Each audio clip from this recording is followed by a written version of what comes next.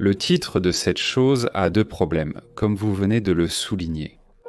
La science a-t-elle enterré Dieu suggère qu'il y a un Dieu, comme le Dieu que les personnes qui ont organisé cette chose, et William Croix en est d'une certaine manière spécial. Mais ce n'est pas vrai. Il y a beaucoup de dieux et la science les a tous enterrés. La civilisation humaine a commencé en mettant un but et un but intelligent derrière les dieux, liés au soleil, la lune, les planètes, le vent, la terre et les océans. Il y a eu, selon une estimation, plus de 1000 dieux différents tout au long de l'histoire humaine. Mars, le dieu de la guerre, Thor et tous les autres, et la chose vraiment importante est que vous êtes presque tous probablement maintenant des athées concernant ces dieux. La seule différence est qu'il n'y en a qu'un sur lequel nous pourrions ne pas être d'accord. Mais nous convenons tous que 999 ont été rejetés. Ils ont été rejetés car enterrés par l'essor de notre compréhension physique. La science fonctionne. Et le fait que la science fonctionne a enterré les dieux du vent, du soleil et de la lune. Aujourd'hui, comme je le disais juste avant, quand il ne pleut pas, les agriculteurs ne prient pas pour qu'il pleuve. Désormais, ils vont voir un météorologue, et c'est une bonne chose. Au cours de ce processus, la condition humaine s'est considérablement améliorée, et elle continuera de s'améliorer à mesure que la science continuera d'enterrer le dernier dieu restant. Maintenant, ce dernier dieu est supposément restant. Nous pourrions demander, a priori ou à l'avance, quelle est la probabilité à l'avance que tous ces autres 999 dieux étaient faux, mais que celui-ci est vrai. On pourrait argumenter, avec une probabilité initiale uniforme, que c'est probablement très peu probable. Mais peu importe. L'essentiel est que notre compréhension de la nature a évolué. Nous avons appris des choses. Elle a changé et évolué depuis les déclarations des paysans de l'âge de fer qui ignoraient que la Terre orbitait le Soleil. Et donc, il est sans naturel que la science soit en désaccord avec ces affirmations basées sur l'ignorance. Nous ne devrions pas vénérer aveuglément ces anciennes affirmations ignorantes comme sacrées. Il reste encore de nombreuses questions ouvertes. Je vais essayer mon moment, mes 10 secondes d'humilité. Ce sera la seule fois ce soir. Il y a bien plus de choses que nous ignorons sur l'univers que ce que nous en savons. La science est merveilleuse, c'est pourquoi je suis scientifique. Mais c'est intellectuellement paresseux de simplement arrêter de poser des questions et de chercher des explications physiques et de simplement dire que Dieu l'a fait. C'est paresseux. Et l'autre chose qui est importante dans ce Dieu supplémentaire, c'est qu'il n'y a rien de spécial à propos de Jésus qui soit différent des autres dieux, ou de tout autre héros fictif d'ailleurs. Tout d'abord, il n'y a aucune preuve empirique qu'il était divin. Aucune, pas une seule en ce sens. Il le partage avec tous les autres dieux qui ont jamais été proposés. Les mythes associés à Jésus sont liés à tous les autres mythes. La Bible et l'épopée de Gilgamesh, écrite bien avant, relatent toutes deux le mythe du déluge de manière similaire. Le héros de la Bible a été invité à créer une arche et à placer toutes les espèces 2 par 2 sur 7 niveaux. La même chose. Naissance vierge, rien de spécial à propos de Jésus. Regardez tous ceux-ci, ils sont tous censés être nés de vierges. L'histoire montre des similitudes entre Dionysos, le dieu grec du vin, et Jésus. Tous deux sont nés d'une mère vierge. Engendrés par le roi du ciel, ils sont revenus d'entre les morts et ont transformé l'eau en vin.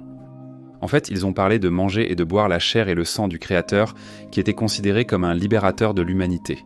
Cette histoire a été racontée encore, et c'est juste l'une des représentations les plus récentes. Rien de spécial. Et la résurrection n'est rien de spécial. Le mythe de la résurrection existe depuis Osiris. Vous savez, Osiris était l'un des principaux dieux égyptiens et il était courant que seuls les rois en Égypte soient ressuscités lorsque Osiris était de ressusciter. Mais finalement, dans le nouveau royaume, n'importe qui pouvait être ressuscité avec Osiris. J'allais dire avec Jésus, mais cela n'a pas d'importance s'ils suivent les rituels religieux corrects, les mêmes absurdités. Maintenant, le point est que le fait que ces croyances sont en fait en train d'être détruites est lié au fait que la croyance dépend non seulement du temps, non seulement de l'histoire. Et le fait est, franchement, que dans le monde occidental du moins, le nombre de personnes ayant des affiliations religieuses diminue de manière monotone. Mais cela dépend d'où vous vivez. Si vous êtes né aux États-Unis et religieux, vous croyez probablement en la Bible et en Jésus. Pour ces temps, Vous êtes né en Inde et que vous êtes religieux, vous pourriez croire en Brahman qui se manifeste à travers Gensha. Pour les musulmans, le Coran est la parole divine parfaite et Muhammad le dernier prophète. Il est assez intéressant que vos croyances dépendent de l'endroit d'où vous venez. Mais ce qui est formidable, c'est que nous vivons dans un monde où l'information devient de plus en plus librement disponible. Et à cause de cet accès mondial à l'information, nous voyons la religion diminuer parce que les gens apprennent que les mythes et les mensonges qu'on leur a enseignés lorsqu'ils apprennent sur le reste du monde, que d'autres personnes croient en d'autres mythes et mensonges qui sont incompatibles avec leurs mythes et mensonges, Et c'est pourquoi nous voyons la religion mourir de plus en plus. Et c'est le centre du débat, et il est clair que la motion est ça que la science réfute Dieu.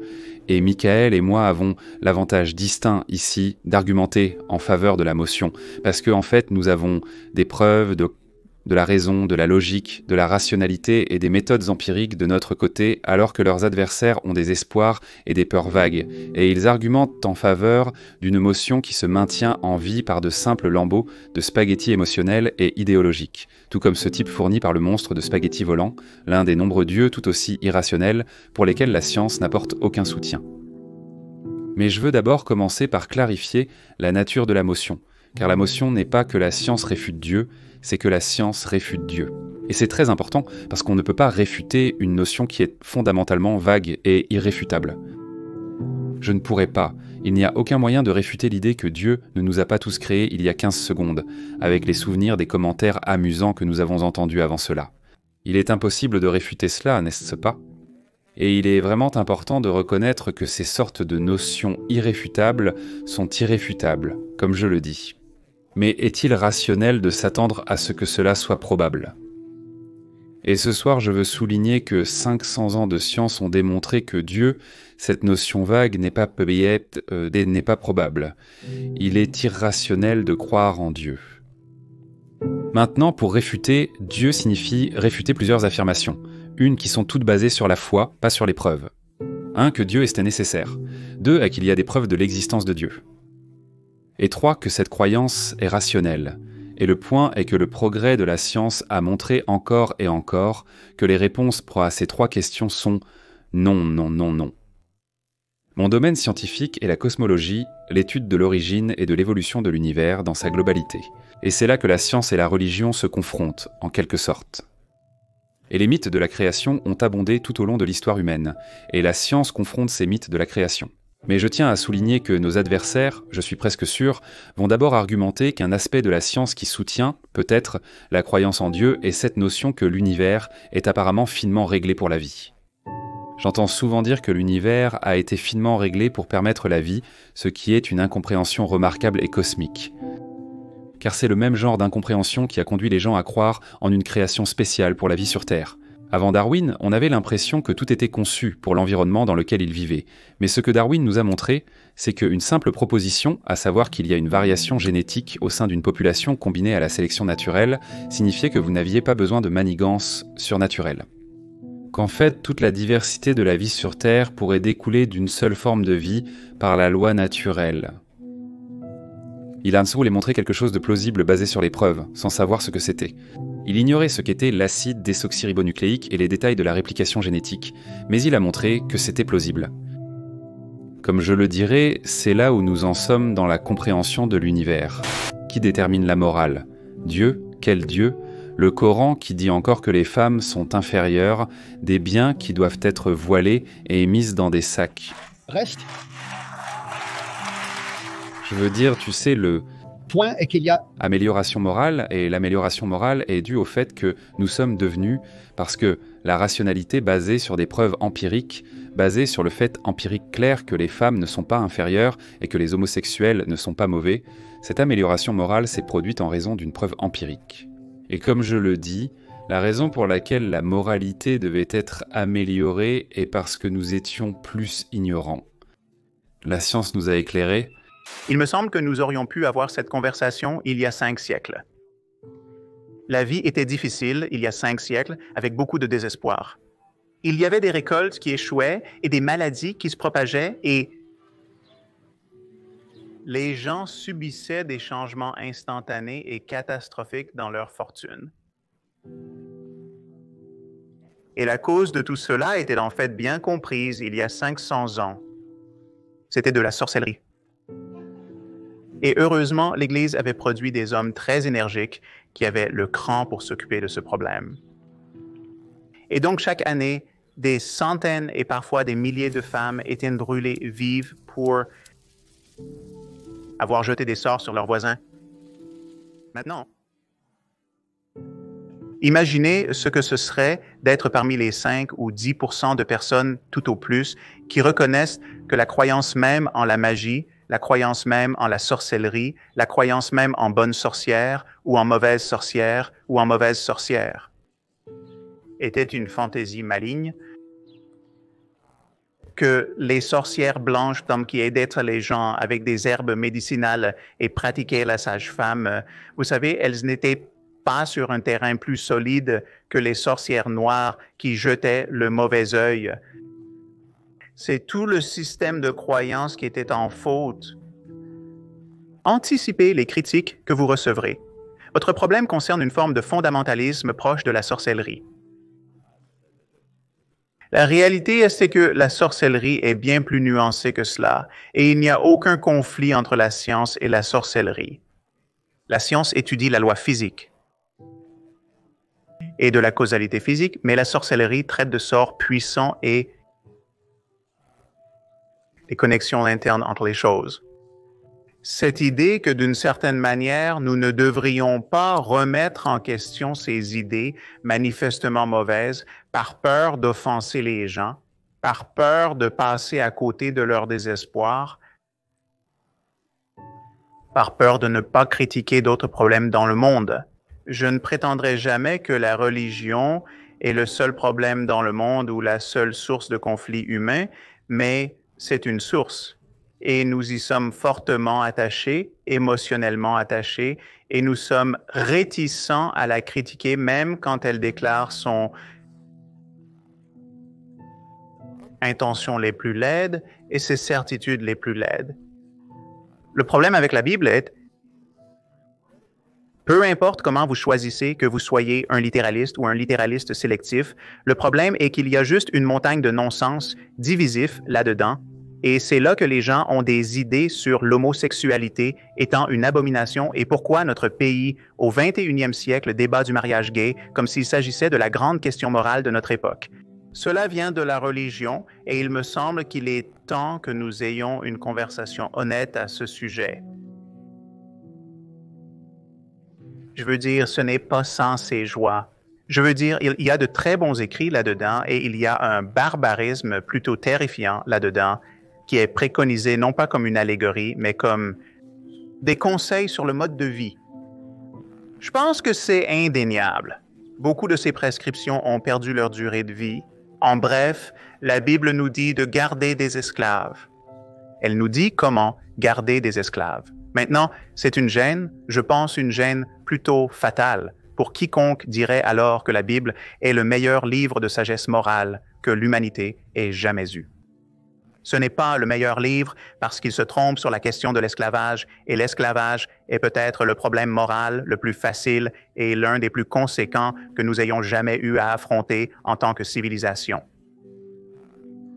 Mais le point de base ici qui me dérange tellement est qu'il y a cette affirmation faite par la plupart des gens religieux la plupart du temps qu'un de leurs livres n'est pas un livre ordinaire. Un de leurs livres est un livre magique.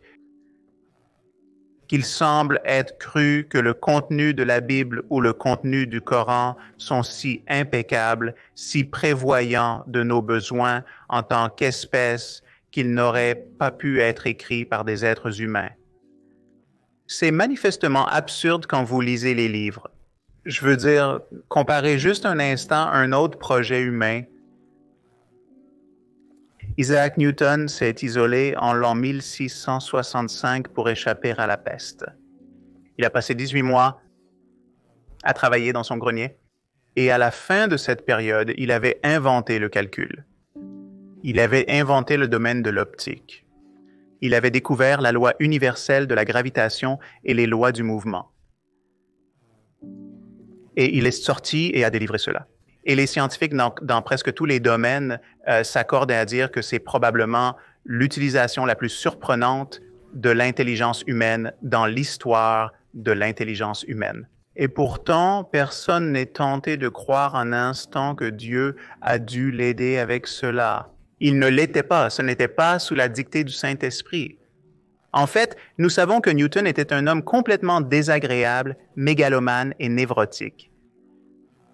Et nous avons surpassé ces idées à un degré significatif, mais il a fallu 200 ans d'ingéniosité continue de la part de certaines des personnes les plus intelligentes qui aient jamais vécu pour faire cela. Vous savez, je dis cela assez souvent. Nous pourrions améliorer la Bible en 5 secondes et c'est problématique pour l'affirmation qu'il s'agit du meilleur livre vraiment sur n'importe quel sujet. Je n'ai jamais cru pendant un instant et je n'ai jamais soutenu que toutes les mauvaises choses, tous les conflits proviennent de la religion. Je ne sais même pas si la plupart le font. Je pense probablement que la plupart des guerres ont été menées pour des raisons autres que l'idéologie religieuse.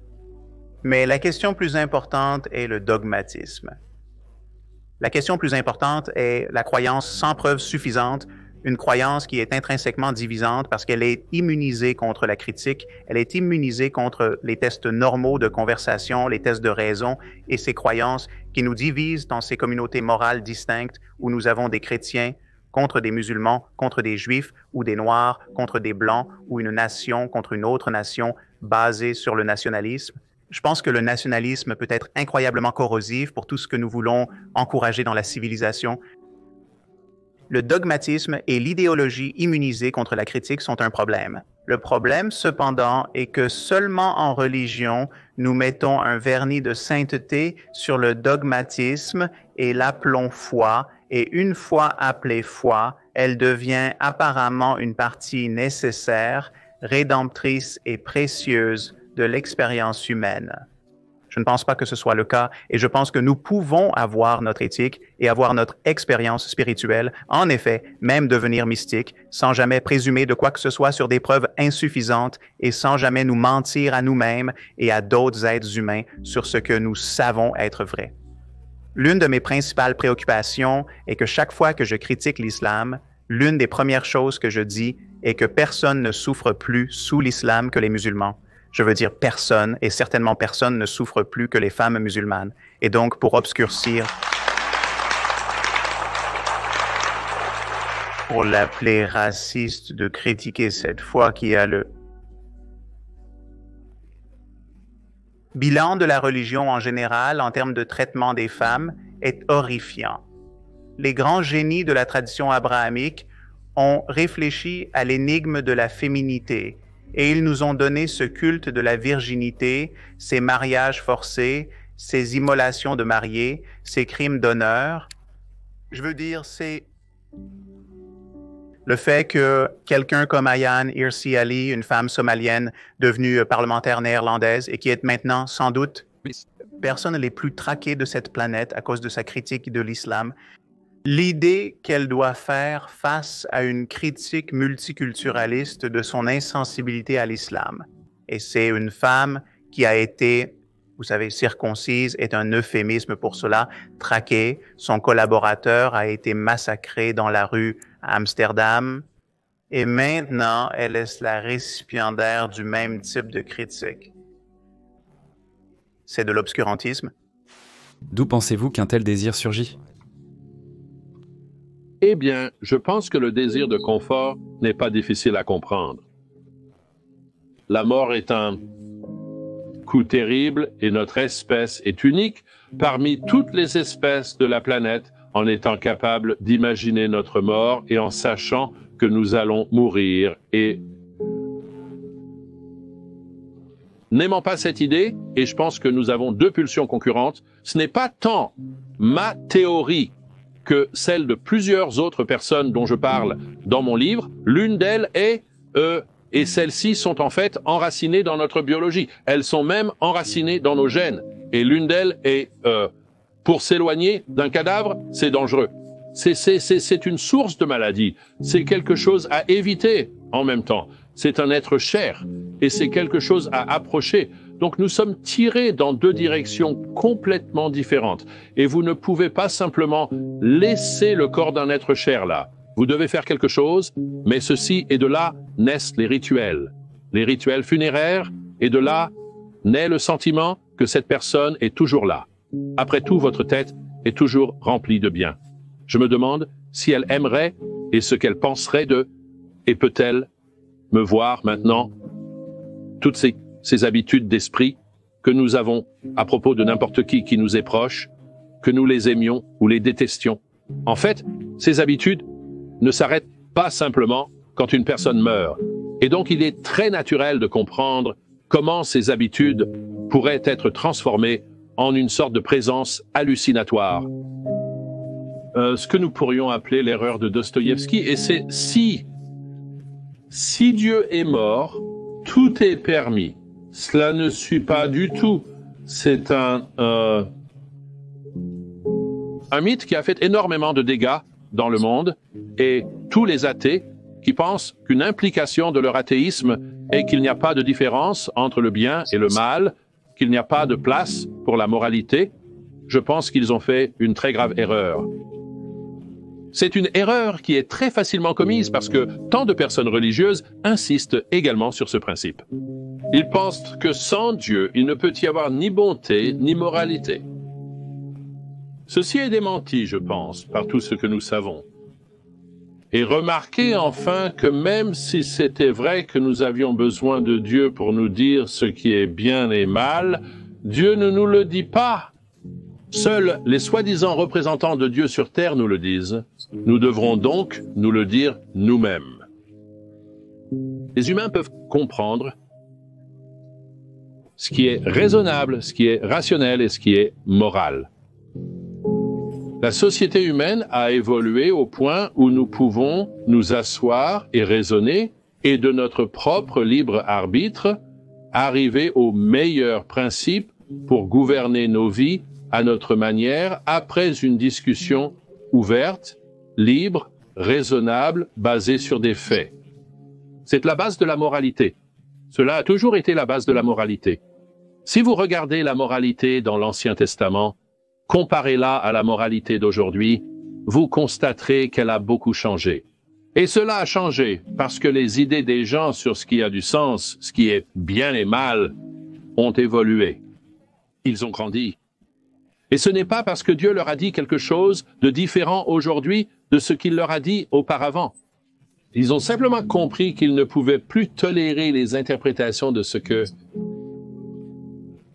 Dieu leur disait, soi-disant que la moralité était ce qui était autrefois acceptable. Alors nous sommes coincés à nous dire du mieux que nous pouvons comment vivre nos vies et ce qui a du sens moralement. Et si cela vous aide à embellir ce processus avec une divinité imaginée qui vous parle, c'est un fait psychologique à votre sujet, mais cela est hors sujet dans cette discussion. Ce qui m'a intéressé récemment, c'est comment un certain nombre d'institutions sociales dépendent de l'ignorance de ceux qu'elles exploitent. Que ce soit un schéma de Ponzi, où les investisseurs individuels sont en quelque sorte presque complices de leur ignorance de ce qui se passe, parce que cela ne vaut pas la peine d'être trop curieux sur ce qui se passe jusqu'à ce qu'il soit trop tard. Et en particulier les religions. Je pense que peut-être le changement le plus important dans le monde en ce qui concerne la religion est la communication électronique. L'Internet et les téléphones portables, les radios à transistors pour ainsi dire, en remontant un peu. Pendant des milliers d'années, les religions ont prospéré dans un environnement où l'information était difficile à obtenir. Et on pouvait plus ou moins supposer que les membres individuels de chaque groupe étaient non seulement ignorants des autres religions, mais même ignorants de beaucoup de l'histoire et des pratiques de leur propre religion. Et cela, ignorance facilement maintenue, était, je pense, l'essence même de la solidarité religieuse. Nos corps sont composés de peut-être même 100 000 milliards de cellules et ils coopèrent assez bien. les cellules humaines ne représentent qu'environ 10% de celles-ci, et le reste sont toutes des visiteurs d'une sorte ou d'une autre. Et prenez simplement vos cellules humaines, celles qui ont votre génome. Le corps n'a jamais à se soucier de vous. Vous savez, vos pouces apprennent quelque chose, puis se rebellent et décident d'abandonner le navire. Ils sont sur une. Leur mission de vie a été déterminée en développement dès le moment où ils sont nés. Est devenue la cellule fille de l'auto de certaines mères. Ils n'ont aucun moyen d'apprendre sur le monde extérieur et de se demander si peut-être la vie serait meilleure s'ils n'étaient pas tout à fait aussi coopératifs. Et les religions étaient comme ça. Les religions pouvaient compter sur, et remarquez quand je dis compter sur, il n'y a personne qui compte sur cela. C'est la religion elle-même qui est conçue par la sélection naturelle de telle manière à présupposer l'ignorance relative des parties qui la composent. Vous n'avez pas besoin de faire des efforts particuliers pour protéger les parties de l'information. Maintenant, tout a changé. Cela a énormément changé. Et je pense que chaque religion dans le monde est à la veille de disparaître ou de se transformer de manière vraiment radicale. Il n'y a pas d'autre option. Ils ne pourront tout simplement pas continuer avec les informations qui sont maintenant facilement disponibles. Ils peuvent faire l'équivalent religieux de Bachar al-Assad et, vous savez, asservir le peuple, emprisonner le peuple, tuer le peuple. Mais si vous n'êtes pas prêt à mettre essentiellement tout le monde en prison, ils vont obtenir les informations et cela va tout changer. Donc ma prescription pour ce que nous devrions faire est d'informer très fermement mais doucement. Informer. Permettre aux gens du monde entier de connaître les religions des autres et de les laisser réfléchir à ces faits. Et si les dirigeants de ces religions doivent réviser leurs pratiques pour tenir compte du fait que cela se produit, ils vont transformer les religions de manière difficile à imaginer, mais je pense largement favorable. L'argument du design était autrefois un argument assez puissant, c'est l'argument de l'horloger. Richard Dawkins a un livre, L'horloger aveugle, qui dit, vous savez, si les choses se passent par évolution, comment pourraient-elles toutes s'assembler? Si bien que tout semble bien fonctionner. Dans l'univers, il y a des signes de choses ayant été conçues. Certainement, les gens du passé pensaient que les animaux étaient créés pour que nous les mangions et pour que nous portions leur peau, et ils ont souligné d'autres choses dans la nature, comme le fait que si l'eau ne se dilatait pas lorsqu'elle gelait, alors les étangs gèleraient complètement et les poissons mourraient, et ainsi de suite. Il y a des choses que les gens considéraient comme étant magnifiquement conçues, y compris nos propres organes et les organes des animaux qui semblent avoir certaines fonctions et objectifs. Mais bien sûr, maintenant que nous comprenons la théorie darwinienne de l'évolution, cet argument a perdu de sa crédibilité. Nous comprenons beaucoup mieux comment nous avons certains organes, comment les êtres existent, comment ils ont évolué sur des périodes de temps à peine imaginables. Seuls ceux qui étaient effectivement adaptés à leur environnement et pouvaient survivre et se reproduire ont laissé des descendants qui sont toujours avec nous. Et je pense que le registre fossile le montre maintenant. Et plus récemment, notre compréhension de la génétique montre notre propre relation biologique avec des organismes très simples, y compris les bactéries avec lesquelles nous partageons certains gènes. Et puis, progressivement, nous partageons plus de gènes avec des êtres plus semblables à nous, jusqu'à ce que nous arrivions aux grands singes, les chimpanzés, avec lesquels nous partageons quelque chose comme 98% de nos gènes. Je pense donc que l'évolution est l'une des théories scientifiques les plus solidement établies, avec une énorme quantité de preuves à son appui, et nous n'avons donc pas besoin de l'argument du design pour expliquer comment l'univers en est venu à être ce qu'il est. Les arguments soutenant l'existence de Dieu ne me paraissent donc pas convaincants. Maintenant, il est intéressant de noter que dans la tradition protestante, ces arguments ont été discrédités il y a assez longtemps. Et donc, les protestants ont commencé à renier les arguments et à dire que ce qui compte vraiment, c'est la foi. Mais qu'est-ce que la foi? La foi est vraiment juste croire en quelque chose pour lequel vous n'avez ni argument rationnel, ni bonne preuve. Je sais que John est mathématicien de formation, donc je suis sûr qu'il est familier avec le mathématicien et philosophe du 19e siècle, William Clifford, qui a écrit un très bel essai sur la foi en utilisant comme analogie un armateur qui s'apprêtait à envoyer en mer un navire plein d'immigrants.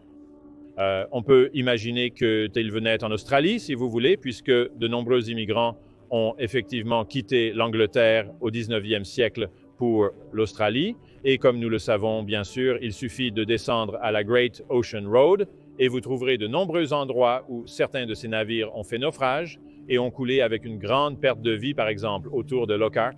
Mais cet armateur que Clifford imagine est incertain si son navire est assez navigable pour faire le long voyage, pour amener les immigrants à la nouvelle terre.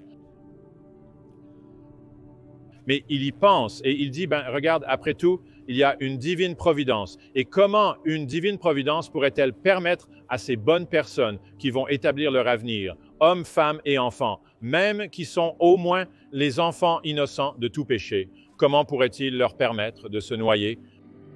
En route vers le Nouveau Monde, alors j'aurai foi en Dieu et je ne me donnerai pas la peine d'inspecter le navire pour voir s'il est navigable parce que j'ai foi qu'il atteindra l'Australie. Bien sûr, comme je le dis, nous savons que certains navires ne l'ont pas fait et nous reprocherions à ce propriétaire de navire et dirions que vous ne pouvez pas simplement avoir foi de cette façon, vous devez vérifier les preuves, vous devez les examiner. La foi du propriétaire du navire aurait mis des vies en danger et malheureusement, dans le monde réel d'aujourd'hui, la foi met également des vies en danger. En fait, le refus de l'Église catholique romaine de tolérer l'utilisation de préservatifs, même dans les régions de l'Afrique subsaharienne, où le risque de contracter le virus de l'immunodéficience humaine, syndrome d'immunodéficience acquise, est extrêmement élevé, a sans aucun doute non seulement mis des vies en danger, mais a peut-être coûté la vie à des millions d'innocents. Nous payons un prix élevé pour la foi religieuse de certains leaders religieux. Je ne comprends pas pourquoi il serait plus simple d'expliquer que le monde a été créé par un être divin qui a existé éternellement, plutôt que de dire que l'univers a existé éternellement. Affirmer que l'univers a toujours existé semble être une explication plus simple. Maintenant, votre argument était que l'univers n'a pas réellement existé éternellement, que la science dit qu'il y a eu un Big Bang et que cela soutient d'une certaine manière le récit créationniste de l'univers. Tout ce que je dis, c'est que la science ne dit pas cela. La science dit seulement que l'univers observable a commencé il y a 13 milliards et quelques d'années avec une sorte de bang et qu'il s'est étendu depuis. C'est tout ce qu'elle dit et c'est tout ce qu'elle peut dire. Donc je dis simplement qu'il n'y a pas d'argument ici pour croire que votre hypothèse selon laquelle il a été créé par un être divin est en meilleure forme que l'hypothèse selon laquelle il a toujours existé. Oui, nous sommes des primates darwiniens. Nous sommes cela, des primates qui ont évolué à partir d'autres primates. Je pense que c'est scientifiquement établi. Dinesh ne le nie pas, du moins c'est ce que je comprends de sa position. Devons-nous croire qu'il y a une étincelle transcendantale qui est contraire au récit évolutionniste pour expliquer pourquoi nous avons une morale et pourquoi nous nous comportons comme nous le faisons et pourquoi parfois des personnes héroïques se jettent à l'eau pour sauver des étrangers en train de se noyer, bien que très souvent ils ne le fassent pas? Je ne pense pas qu'une telle explication soit nécessaire. Je pense que nous pouvons expliquer l'existence de la compassion, du souci des autres, par la façon dont nous avons évolué en tant que mammifères, en tant qu'êtres qui ont dû prendre soin de leurs propres enfants, en tant qu'êtres qui ont vécu dans de petites communautés où nous sommes souvent liés à d'autres membres de la communauté et voulons les sauver et les soutenir, et cela aide aussi la survie de nos gènes, et bien sûr en tant qu'êtres sociaux qui vivent dans des communautés qui se réciprocitent. comme le font aussi nos proches parents primates, nous ne sommes pas uniques en cela et formons des liens réciproques. Et il y a beaucoup de recherches qui suggèrent que la meilleure stratégie dans ces conditions est au moins initialement d'aider les étrangers. Et seulement s'il s'avère qu'ils ne vont pas vous aider, alors vous cessez de les aider ou même de les rembourser pour les mauvaises actions qu'ils vous font. L'éthique simple connue sous le nom de œil pour œil fonctionne assez bien dans la théorie des jeux qui modélise l'évolution. Il est donc possible d'expliquer pourquoi nous effectuons certains des sauvetages que nous faisons de cette manière. Certaines personnes ont peut-être cela à un degré plus fort que d'autres et sont donc plus susceptibles de faire les sauvetages. Je pense vraiment que les preuves, vous savez, si vous vous fiez aux preuves historiques, les preuves sont extrêmement minces. Nous savons qu'il y a de nombreux cas où les gens prétendent avoir vu toutes sortes de choses, prétendent qu'ils ont eu toutes sortes de visions, que des personnes leur sont apparues, qu'ils ont été guéris, et généralement, nous sommes sceptiques face à de telles affirmations. Et à juste titre. D'accord. Donc, étant donné, je veux dire, vous avez dit qu'il y a des documents du 1er siècle. D'accord. Mais le 1er siècle est compatible avec, si nous supposons que la tradition est que Jésus a été crucifié vers 30, alors nous parlons de personnes qui écrivaient, qui étaient peut-être les petits-enfants ou les arrière-petits-enfants de ceux qui étaient censés en être les témoins. Maintenant, nous savons que les histoires se déforment et de nouvelles sont créées. Il suffit de jouer au téléphone arabe avec 50 personnes et de voir ce qui ressort à la fin après avoir chuchoté quelque chose au début. Ce n'est pas vrai, Peter, vraiment, car l'apôtre Paul écrivait au début des années 50, donc beaucoup plus proche de l'époque en question. Maintenant, je suis un peu plus âgé que toi. Je me souviens très clairement des choses 20, 30 ans en arrière et ainsi de suite. Donc, je pense que l'écart est beaucoup. Eh bien, mais Paul n'était pas un témoin oculaire, n'est-ce pas? Je veux dire, Paul rapportait ce que disaient les autres. Oui, mais il était témoin de quelque chose. Vous disiez que beaucoup de gens doivent croire en la résurrection avant de faire quoi que ce soit d'autre. Paul ne l'était pas. Il était absolument contre Jésus et c'était une apparition du Christ ressuscité qui... Sa rencontre avec Jésus était à l'origine de sa conversion. Il n'était donc pas croyant auparavant. En effet, il s'agissait d'une des visions dont je parlais comme une apparition. C'est ce que j'affirme. Beaucoup de gens ont des visions liées à leurs croyances religieuses ou à des enlèvements par des extraterrestres venant de Mars ou d'ailleurs. Et nous sommes normalement très sceptiques à ce sujet. Et nous comprenons qu'à l'époque de Paul, les gens n'étaient peut-être pas aussi sceptiques, mais nous pensons qu'ils auraient dû l'être. La religion n'améliore pas votre jugement moral. La religion compromet votre jugement moral. La religion fait obstacle. La religion est une couche supplémentaire. C'est une obstruction. Supposons que je m'introduise dans la maison de quelqu'un, cette famille chrétienne aimante, mère, père, enfants et animaux de compagnie. Ils vont à l'église, ils prient, ils contribuent à la charité. Ce sont vraiment, vraiment de bonnes personnes. Et je les ai attachés. Et je les ai torturés, et j'ai noyé le chat dans la baignoire, et j'ai tiré sur le chien, puis j'ai incendié la maison et tué toutes ces personnes. Et ensuite, la police m'a demandé « Dan, pourquoi as-tu fait ça ?» Et je dirais « Sans raison, le diable m'a fait le faire. » Levez la main si vous pensez que je suis un monstre moral. Presque toutes les mains se sont levées, n'est-ce pas? Oui, horrible monstre moral. Comment pourrait-il faire ça sans raison? Le diable l'y a poussé. La deuxième histoire était celle-ci. J'ai sorti ma Bible et j'ai ouvert la Bible au livre de Job. Rappelez-vous comment Dieu a torturé Job. Il a provoqué un vent qui a renversé le bâtiment. Le mur s'est écrasé contre ses enfants et a tué ses enfants, tué son bétail et ses animaux. Et puis Dieu a torturé Job avec des furoncles et des choses horribles qui se sont passées. Si vous voulez une balle magique qui, soit dit en passant, détruit totalement le christianisme dans la Bible, vous le trouverez dans un verset de la Bible. C'est le livre de Job 2, 3, le 2e chapitre du verset 3. Laissez-moi vous le lire. Le Seigneur dit à Satan, « As-tu considéré, mon serviteur Job, qu'il n'y a personne comme lui sur la terre, un homme intègre et droit qui craint Dieu. Il se détourne du mal et pourtant il maintient sa perfection. Il maintient son intégrité. Dieu a dit cela à Satan, puis il a dit, bien que tu m'aies incité contre lui pour le détruire sans raison. Alors Dieu, pourquoi as-tu fait cela à Job? Sans raison. Le diable m'a fait le faire. Alors j'ai demandé à cet auditoire, d'accord, levez la main si vous pensez que le Dieu de la Bible est un monstre moral. Pouvez-vous deviner ce qui s'est passé? Moins de la moitié des mains se sont levées dans cet auditoire. N'est-ce pas la preuve que la religion compromet notre jugement moral? Nous sommes loyaux envers le maître esclave. Nous sommes loyaux envers le Seigneur. Nous ne voulons pas menacer. Nous ne voulons rien dire de mal sur le Père.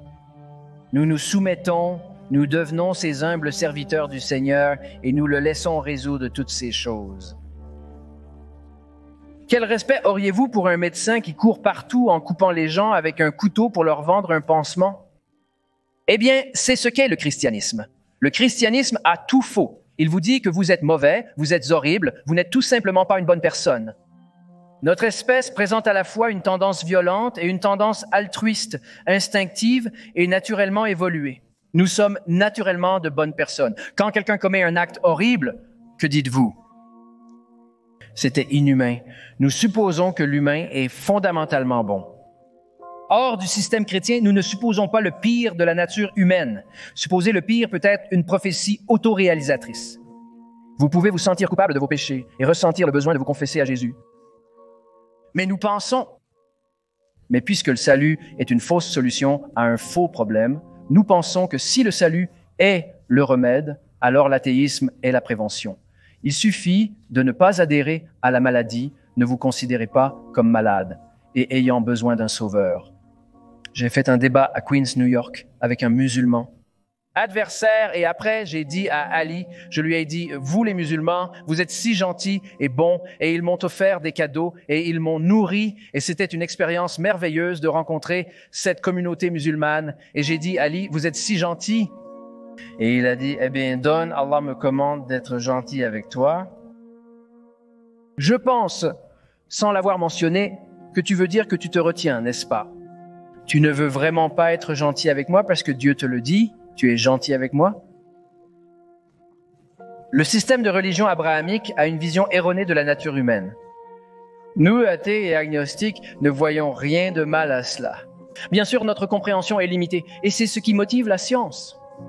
Mais nous pensons que si vous êtes motivé à être une bonne personne à cause de la promesse du paradis, cela montre combien vous pensez peu des autres, vraiment.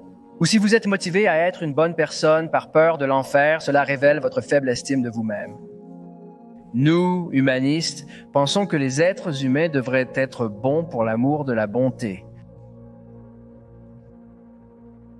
Il y a ensuite le fait gênant que nos religions permettent et soutiennent certaines des pratiques les plus barbares que nous ayons jamais perpétrées les uns contre les autres, et donc le Créateur de l'univers a échoué à répondre aux questions morales les plus simples, dans ce cas, l'esclavage. L'esclavage, Jefferson Davis, le président de la Confédération, avait raison de dire que l'esclavage est soutenu dans la Bible. Il n'y a aucune question à ce sujet. Il n'y a aucune lecture honnête de la Bible qui puisse dire c'est la condamnation de l'esclavage la plus éloquente jamais écrite. Un paragraphe ne suffirait pas pour exprimer ce qui ne va pas avec l'esclavage, et on ne le trouve pas dans la Bible. Dieu s'attend clairement à ce que nous gardions des esclaves. Donc, à mon avis, cela devrait simplement mettre fin à l'argument sur le fait que nous devrions tirer notre moralité de la religion. Même les fondamentalistes doivent éditer les livres. Vous arrivez à la règle d'or et vous dites, eh bien, c'est vraiment sage. Je lis la Bible, mais dans le Deutéronome, on trouve des passages comme celui-ci. Si une femme n'est pas vierge lors de sa nuit de noces, elle doit être lapidée à mort devant la maison de son père.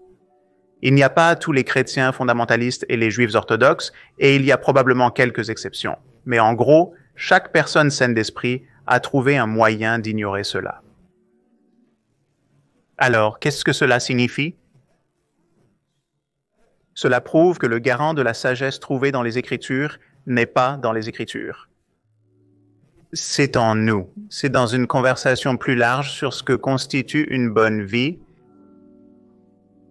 Nous avons une conversation humaine qui a évolué au fil de milliers d'années d'histoire enregistrée et nous pouvons soit nous situer au 21e siècle en nous servant de tous les outils que nous avons acquis, toutes les brillantes idées dont certaines proviennent de nos traditions religieuses, mais je pense que la règle d'or est presque aussi bonne que nous avons comme algorithme moral. Ce n'est pas original à Jésus, mais peut-être est-ce mieux exprimé dans la Bible. Il capture nos intuitions de ce que c'est d'être éthique à bien des égards. Et donc nous pouvons... Une chose à souligner est comment trouvons-nous la sagesse dans les Écritures? Nous la trouvons en fonction de nos propres intuitions éthiques. Selon le Deutéronome de la Bible, si votre mariée n'est pas vierge lors de votre nuit de noces, vous devriez la lapider à mort sur le seuil de la porte de son père. Vous reconnaissez, oh, c'est au moins impraticable. Probablement faux.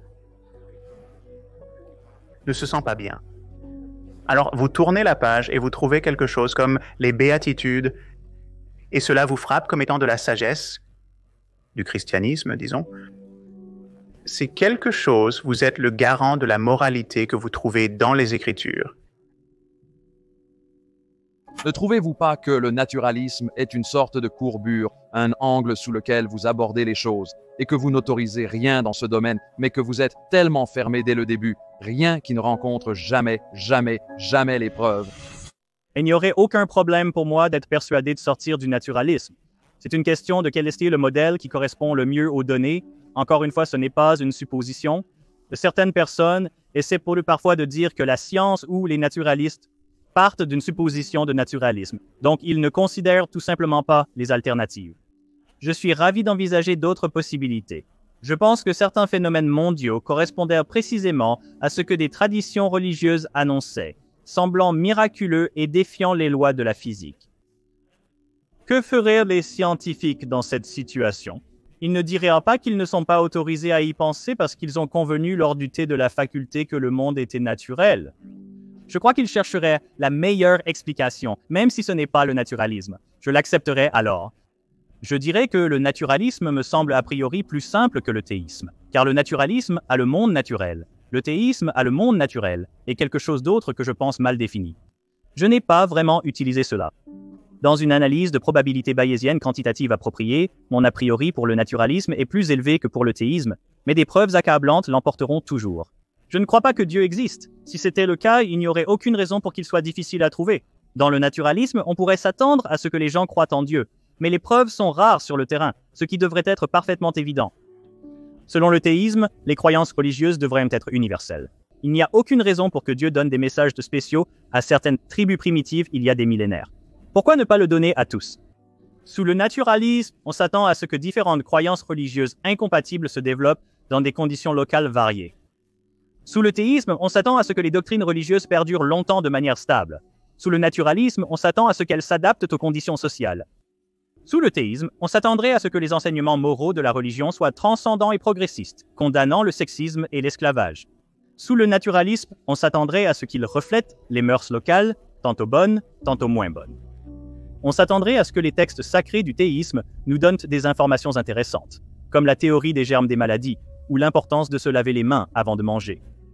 En adoptant une perspective naturaliste, ce texte sacré serait un mélange, avec des passages excellents, poétiques, mais aussi ennuyeux et mythologiques. Sous le théisme, on s'attendrait à ce que les formes biologiques soient conçues. Selon le naturalisme, elles seraient le résultat des aléas de l'évolution. Le théisme implique que l'esprit est indépendant du corps. Selon le naturalisme, votre personnalité devrait être affectée par une blessure, la fatigue ou le manque de caféine. Selon le théisme, on pourrait s'attendre à expliquer le problème du mal. Dieu veut notre libre arbitre, mais il ne devrait pas y avoir de souffrance aléatoire dans l'univers. La vie devrait être juste. Dans le théisme, on s'attend à ce que l'univers soit parfait. Sous le naturalisme, cela devrait être un peu un désordre. C'est une preuve empirique très forte. Il est absolument vrai que la science... Dans le monde occidental, doit son existence à l'Église, historiquement. Grosse affaire. Historiquement, l'Église était le seul centre de pouvoir et de richesse. et donc l'éducation à partir du Moyen Âge, même avant le Moyen Âge. Donc si vous vouliez étudier la science, vous deviez aller à une université qui devait être soutenue par l'Église parce que c'était le seul siège de pouvoir et d'argent. Donc le fait qu'il y ait ce lien précoce entre les origines de la science et de la religion est historique.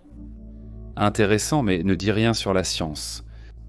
De plus, la merveilleuse chose à propos des enfants est qu'ils grandissent. Ainsi, l'Église est la mère de la science. Le plus beau chez les enfants, c'est qu'ils grandissent, et pour certains, c'est encore mieux lorsqu'ils quittent le nid familial. Les parents ici qui sont dans cette situation vont... Les parents qui ne sont pas concernés déploreront que certains enfants ne partent pas de la maison. Mais la science est née dans la seule forme d'éducation qui existait, mais elle a grandi. Et puis les questions que la science a posées ont progressé. Les questions que la religion a posées n'ont pas progressé parce que la différence entre la science et la religion est que nous ne supposons pas les réponses avant de poser les questions. Nous laissons la nature répondre. La science n'affirme rien d'universel. La science change constamment, ce qui est la grande chose à propos de la science. Comme je le dis moi souvent en tant que physicien théorique, les deux meilleurs états dans lesquels se trouver sont l'erreur et la confusion, car cela signifie qu'il y a quelque chose à apprendre. Donc, par définition, la science évolue et change face aux preuves. Le fait est que la science est faite par des scientifiques, et les scientifiques sont humains. Mais l'entreprise scientifique progresse, parce qu'elle ne repose pas sur l'intuition humaine, le désir humain, la faiblesse humaine. Elle repose sur ce qui fonctionne, et ce qui fonctionne survit, et ce qui ne fonctionne pas disparaît, comme le journal d'hier.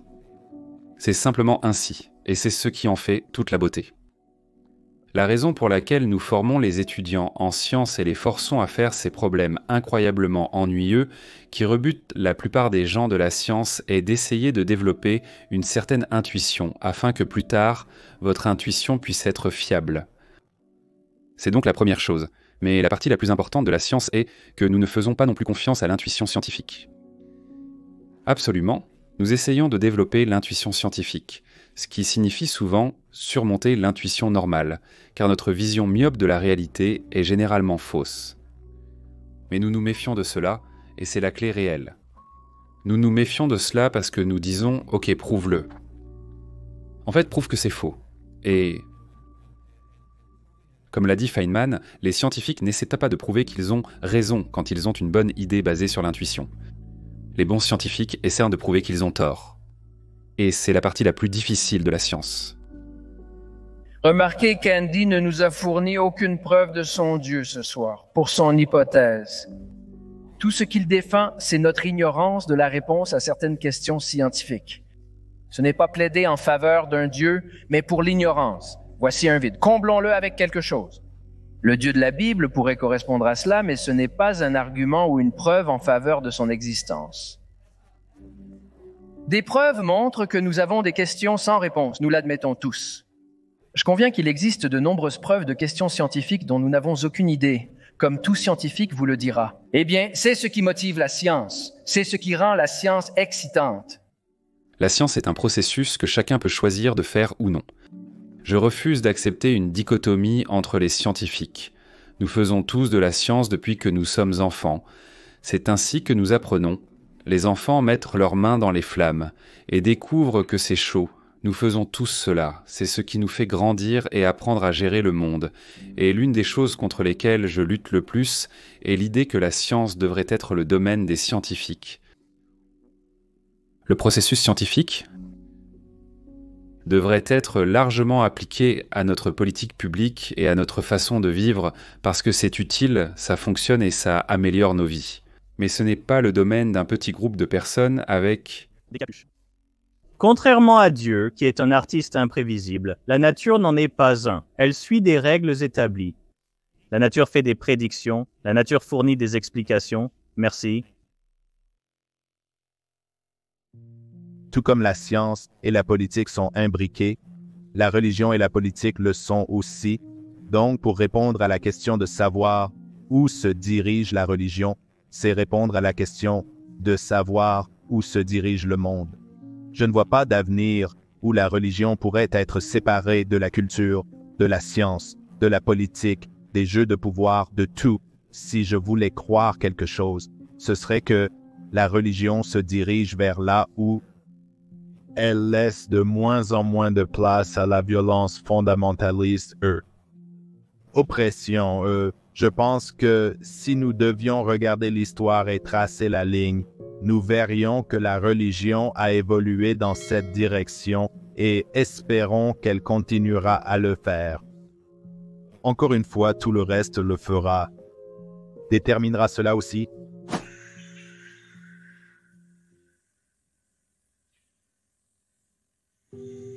Après une crise climatique, il est très facile d'imaginer maintenant quelque chose comme une explosion volcanique titanesque en Indonésie qui a occulté le soleil, qui a modifié tout le climat contre nous. Je pensais que l'espèce est descendue à environ 5000. En fait, en d'autres termes, avant qu'il ne décide de migrer vers le nord, de trouver un endroit plus frais, d'abandonner la savane pour laquelle nos corps sont conçus, nous avons failli disparaître. Nous étions à 5000 victimes de suivre le chemin que 98,9% de toutes les espèces jamais trouvées sur cette terre ont déjà suivi, l'extinction. Je le répète.